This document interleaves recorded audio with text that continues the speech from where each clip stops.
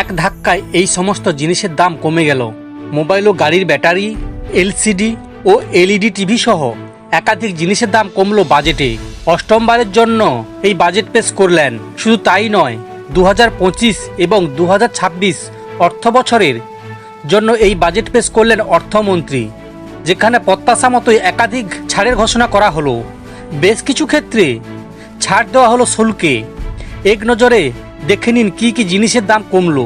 TV, mobile, electric কার, EV battery, ক্যান্সারের ওষুধ এবং বিভিন্ন জীবনদায়ী ওষুধ সস্তা হলো মেডিকেল, সার্জিক্যাল সরঞ্জাম, চামড়ার জিনিস, দেশে তৈরি পোশাক, জাহাজ নির্মাণ সামগ্রী। দুরারোগ্য ব্যাধি এখন ক্যান্সার, চিকিৎসা করাতে হিমশিম খেতে হচ্ছে সাধারণ মানুষকে।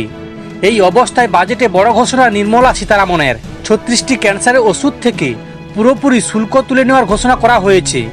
পাশাপাশি 6টি জীবনদায়ী ওষুধে 5% শুল্ক প্রত্যাহারের ঘোষণা করেছেন এদিন। ফলে এই সমস্ত ওষুধের দাম কিছুটা হলেও কমবে বলে মনে করা হচ্ছে। লিথিয়াম ব্যাটারিতেও শুল্ক ছাড়ের ঘোষণা করা হয়েছে এদিনে নির্মলার বাজেটে। এক্ষেত্রে ইলেকট্রিক ভেহিক্যাল গাড়ির দাম কমবে বলে মনে করা হচ্ছে। একই সঙ্গে ভারতের মাটিতে ব্যাটারি শিল্প তৈরির ক্ষেত্রেই জোর দেওয়া হয়েছে। এরপরে আসি কি কি জিনিসের দাম বাড়লো। প্রিমিয়াম টিভি, প্যানেল ডিসপ্লে, বিদেশি মোটরসাইকেল, ইন্টারঅ্যাক্টিভ ফ্ল্যাট।